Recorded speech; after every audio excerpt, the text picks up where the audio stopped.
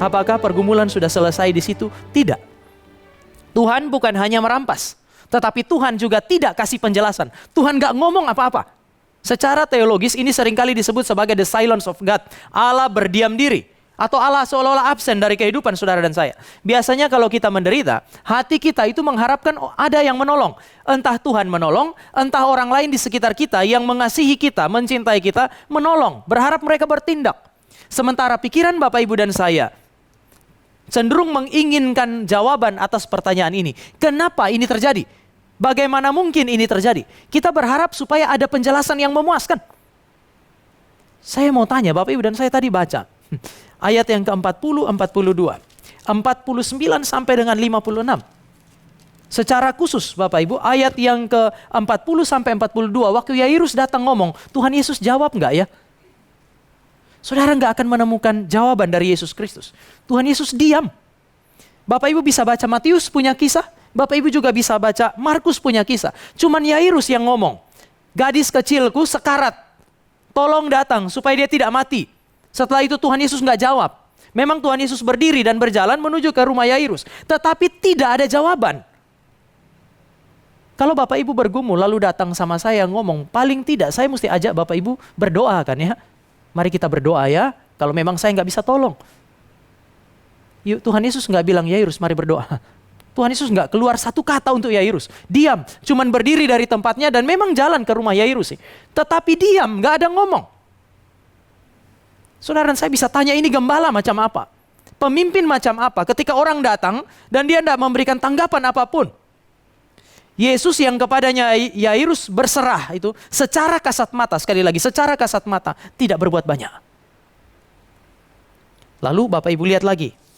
Setelah Yairus itu datang kepada Tuhan Yesus, apa yang Yesus lakukan? Ayat 42 bagian akhir, bagian B, dalam perjalanan ke situ Yesus didesak orang banyak. Yesus tidak jawab pertama, yang kedua, karena ini terlalu ramai, perjalanan kan menjadi lebih lambat kan ya. Nggak ngomong sama Yairus, berlambat-lambat, membiarkan orang menghambat dia, dan yang paling mengerikan adalah ayat yang saudara dan saya renungkan kemarin. 43 sampai dengan ayat 48, Yesus tidak ngomong dengan Yairus, tapi Yesus ngotot ngomong sama perempuan yang sakit perdarahan. Sudah nggak ngomong, menunda, dan seolah-olah nggak bikin apa-apa. The silence of God. Allah diam di dalam pergumulan yang paling hebat. Bagi Yairus, Yesus ada, tetapi pada saat yang sama seolah-olah Yesus absen dari kehidupannya dia. Bukankah ini juga yang seringkali dirasakan oleh umat Allah, perjanjian lama dan perjanjian baru? Kenapa? Karena ini adalah pola kerja Tuhan. Saudara masih ingat waktu murid-murid kena bergumul dengan angin dan badai? Apa yang Yesus lakukan? Yesus langsung berdiri kepada angin dan danau itu dan berkata, diam dan tenanglah. Atau apa yang Yesus lakukan? Yesus tidur. Dan saudara baca di dalam Injil Sinoptik, murid-murid jengkel. Sudah mau mati pun masih jengkel sama gurunya kan. Kenapa? Karena kelihatan gak peduli. Mereka datang bangunkan dia, Tuhan kamu gak peduli kalau kita binasa. Ini kan sudah keterlaluan ini. Saudara kalau bandingkan Yesus tidur, ingat Yunus. Waktu angin dan badai, dia masuk ke bagian paling dalam dan yang dia lakukan adalah tidur. Itu tanda ketidakpedulian. Maka mereka marah. Ini cara kerja Tuhan di dalam kehidupan umat Allah. Saudara masih ingat Lazarus? Maria dan Marta kirim berita, Tuhan, dia yang engkau kasihi sekarat. Tuhan Yesus menunda 2 hari. Sehingga waktu dia sampai ke tempatnya Lazarus, Lazarus sudah membusuk 4 hari di dalam kubur. Berlambat-lambat. Seolah-olah dia nggak ada. Ini pengalaman umat Allah perjanjian lama, perjanjian baru, karena ini adalah pola atau cara kerja Tuhan. Ini yang membuat Ayub berkata, aku pergi kemanapun engkau nggak ada. Mari kita bandingkan 2 bagian firman Tuhan. Pertama Mazmur 139. Mazmur 139 bicara mengenai kemahahadiran Tuhan. Bapak Ibu kalau kita nggak bergumul, kita gampang ngomong Allah maha hadir. Kita baca Mazmur pasal 139. Kita baca bergantian 7 sampai dengan 12. Mazmur 139, 7 sampai dengan 12. Saya 7, Bapak Ibu 8, terus sampai dengan 12. Kemana aku dapat pergi menjauhi rohmu? Kemana aku dapat lari dari hadapanmu?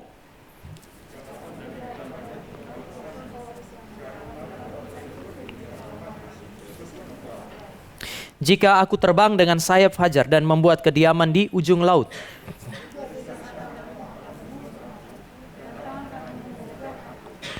Jika aku berkata biarlah kegelapan saja melingkupi aku dan terang sekelilingku menjadi malam.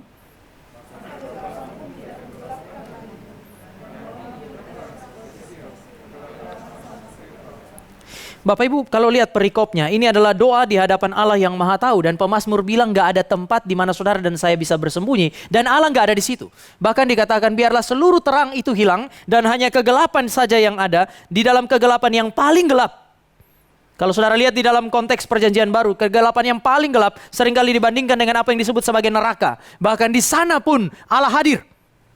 Saudara dan saya tidak bisa menghindari kehadiran Tuhan. Tetapi biasanya ketika kita bergumul, kita rasa Tuhan menghindari kita. Mari kita lihat di dalam Ayub pasal 23. Ketika Ayub bergumul dengan hebat, apa yang dia katakan di dalam Ayub, kitab Ayub pasal yang ke-23. Kita baca bergantian ayat 8 dan ayat yang ke-9. Ayub ketika dia bergumul, dan ini sudah mulai sampai kepada puncak pergumulannya. Apa yang dia katakan kepada Tuhan waktu dia membela dirinya yang menderita itu. Saya baca ayat 8, saudara, ayat 9. Sesungguhnya kalau aku berjalan ke timur, ia tidak di sana. Atau ke barat, tidak kudapati dia. 9.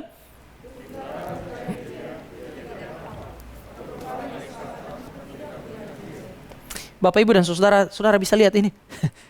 Satu sisi kita seringkali mengakui Allah kita adalah Allah yang maha hadir. Di mana saja kita ada, dia ada di situ. Kita tidak bisa bersembunyi dari dia.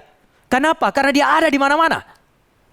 Tetapi pada saat yang sama ketika saudara dan saya bergumul, seringkali Allah berdiam diri, dan ketika dia berdiam diri kita merasa bahwa Tuhan tidak terlihat. Pertolongannya itu seolah-olah tidak dapat dirasakan. Dia tidak ada. Allah yang berdiam diri. Allah yang tidak hadir. Dia absen dari kehidupan umatnya. Apakah dia tuli dan tidak mendengar doa saudara dan saya? Apakah dia memang sudah tidak peduli? Bahkan ada orang berkata Allah sudah mati. Pernahkah Bapak Ibu mengalami pergumulan, berdoa bertahun-tahun dan tidak dijawab? Pernahkah Bapak Ibu dan saya bergumul, berdoa kepada Tuhan, sudah bosan mendoakan doa itu? Akhirnya saudara dan saya ketika Tuhan jawab, kita terkejut karena kita sudah tidak pernah mendoakannya. Saudara pernah enggak berdoa dalam waktu yang panjang dan Tuhan gak jawab, sampai kemudian kita tanya, Tuhan ada di mana? Hari ini firman Tuhan bilang Tuhan ada, dia dengar doa saudara dan saya. Namun kadang-kadang dia berbicara kepada kita dengan cara berdiam diri. Jangan pikir bahwa kalau Tuhan berdiam diri berarti dia tidak bicara. Saya sangat percaya bahwa berdiam diri itu pun cara Tuhan menjawab saudara dan saya. Cara dia berkomunikasi dengan kita. Dan waktu saudara merasa bahwa Tuhan diam, coba bertanya, saya sudah berdoa, mengapa Tuhan gak jawab? Mungkin saja Yakobus bilang kita salah berdoa. Yang kedua, mungkin saja kita sudah berdoa dan Tuhan sudah jawab. Sayangnya jawabannya nggak sesuai dengan harapan kita sehingga kita sangka dia nggak jawab. Atau yang ketiga, mungkin kita sudah berdoa. Tuhan tahu bahwa satu saat dia akan jawab. Namun hari itu dia berhenti dari seluruh apa yang biasanya dia kerjakan. Berdiam diri. Bukan untuk menjawab pergumulan saudara dan saya. Tetapi berdiam diri. Berhenti untuk menguji saudara dan saya. Yairus diuji oleh Tuhan. Dan apa yang Tuhan lakukan? Tuhan diam. Saya yakin Yairus galau setengah mati. Ini gak jawab. Dan sekarang dia habis saya berlutut di kakinya dia. Dia diam, dia berdiri, dia jalan. Ini jalan kemana? Arahnya sih menuju ke rumah sih. Tetapi apakah memang ke rumah saya? Atau jangan-jangan ke tetangga di sebelah? Kan arah bisa sama kan? Tapi begitu sampai di situ, kalau ada dua rumah sebelahan, kalau dia masuk di nomor yang berbeda bagaimana? Harusnya dia kasih tahu, memang ini perjalanan menuju ke tempatmu. Tetapi Allah diam. Berapa kali saudara dan saya mengalami situasi yang sedemikian? Dan saya kira kadang-kadang di dalam pergumulan yang hebat, seringkali inilah yang kita rasakan. Dan kemudian kita tanya, di mana Tuhan?